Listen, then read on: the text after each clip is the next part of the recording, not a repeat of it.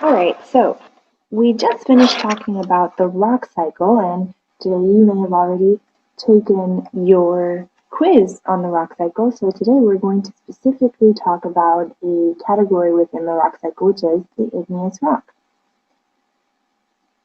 So what are igneous rocks? How do they form? How are they classified? And how are they identified? Well, as you already know from our previous lesson, igneous rock forms from magma or lava.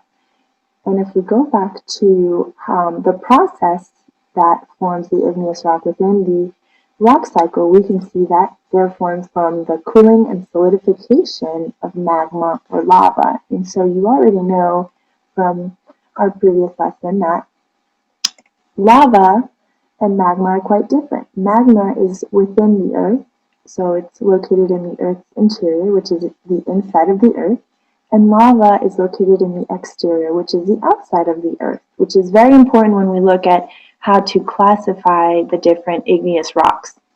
The first way we can classify an igneous rock is what materials actually make the igneous rock.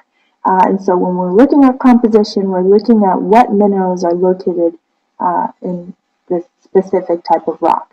And so we have 4 different types of composition. We have the granite composition, which is made up mostly of light-colored silicate minerals. And as you already know, silicate minerals contain oxygen and silicon. So we know that from our minerals lesson a few weeks ago. And so this granite composition is usually mostly light and has 10% dark silicate minerals, and an example of granite composition would be mica. Basaltic composition is made up mostly of dark silicate minerals such as magnesium and iron, so it's kind of the opposite of granite. And then we have andesitic composition, which is right in between basaltic and granite, and it's actually made up of at least 25% dark silicate minerals. So it's a combination, but usually has at least 25%, if not more, dark silicate minerals. Then we have the ultramafic, which is made up entirely of dark silicate minerals, and they're actually rather rare. Those are your 4 ways of identifying composition. You're going to look at the color of the igneous rock as well as what minerals might possibly be within the igneous rock. Another way that and again, just to remind you, we are looking at 3 ways to classify igneous rocks. So the first way was composition, and now we're going to talk about where they form. So we kind of already mentioned the differences between magma and lava, but let's review that again.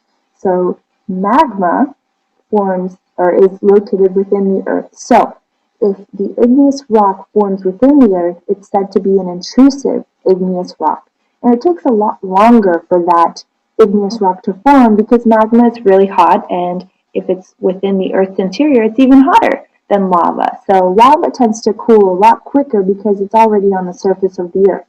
So igneous rocks that are said to form, igneous rocks that form extrusively or form from the cooling of lava are said to be extrusive. So the extrusive igneous rocks are the ones that form above the Earth's surface, and so, or at least close to the Earth's surface. So sometimes you'll have some extrusive rocks that form near the Earth's surface, and that's still classified as such. And so extrusive igneous rocks have small or no crystals at all.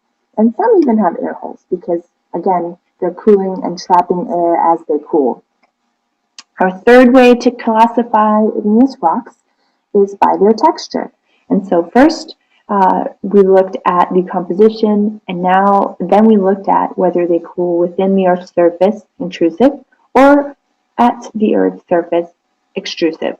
And so that also plays a large role in the crystals within the rocks. And so igneous rocks that